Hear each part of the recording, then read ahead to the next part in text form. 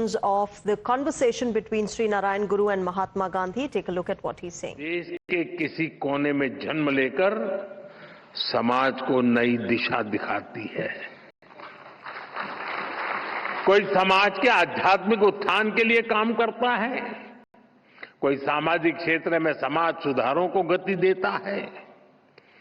श्री नारायण गुरु ऐसे ही महान संत थे। निवृत्ति पंचकम और आत्मोपदेश शतकम जैसी उनकी रचनाएं ये अद्वैत और अध्यात्म के किसी भी स्टूडेंट के लिए गाइड की तरह हैं।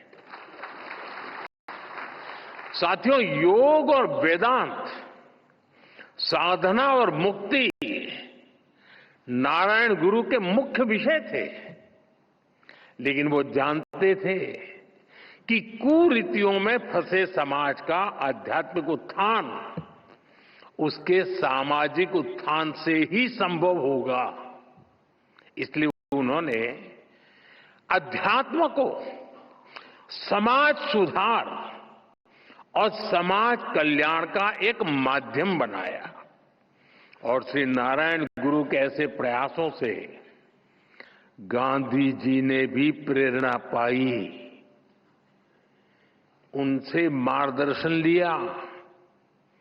गुरुदेव रविन्द्रनाथ टैगोर जैसे विद्वानों को भी श्री नारायण गुरु से चर्चा का लाभ मिला।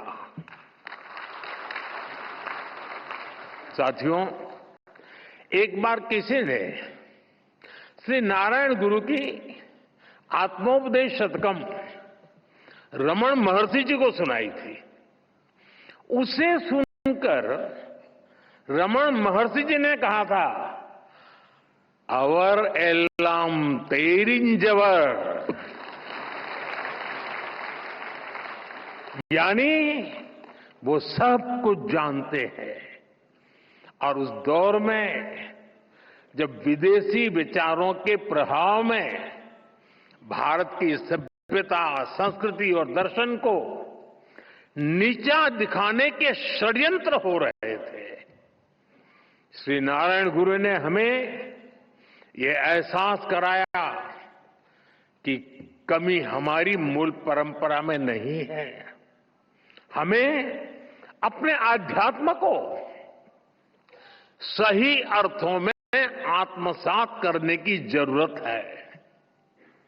हम नर में श्री नारायण को, जीव में शिव को देखने वाले लोग हैं। हम द्वैत में अद्वैत को देखते हैं, हम भेद में भी अभेद देखते हैं, हम विविधता में भी एकता देखते हैं। साथियों, आप सभी जानते हैं, श्री नारायण गुरु का मंत्र था, ओरु जाति, ओरु मतम, ओरु देवम, मनुष्यनु।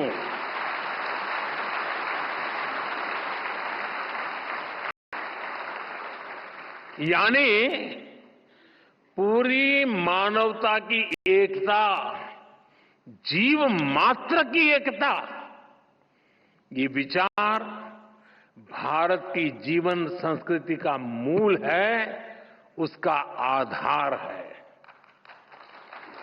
आज भारत उस विचार को विश्व कल्याण की भावना से विस्तार दे रहा है। आप देखिए, अभी हाल ही में हमने विश्व योग दिवस मनाया। इस बार योग दिवस की थीम थी yoga for one earth one health, यानी एक धरती एक स्वास्थ्य। इसके पहले भी भारत ने विश्व कल्याण के लिए वन वर्ल्ड वन हेल्थ जैसे इनिशिएटिव शुरू किया है। आज भारत सस्टेनेबल डेवलपमेंट की दिशा में वन सन, वन अर्थ, वन ग्रिड जैसे ग्लोबल मूवमेंट को भी लीड कर रहा है। आपको याद होगा 2023 में भारत ने जब G20 समिट को होस्ट किया था, हमने उसकी भी थीम रखी थी one earth, one family, one future. हमारे इन प्रयासों में वसुधैव कुटुंबकम की भावना जुड़ी हुई है। All right, so that was Prime Minister Narendra Modi at New Delhi's Vigyan Bhavan paying tribute to Mahatma Gandhi as well as Sri Narayan Guru.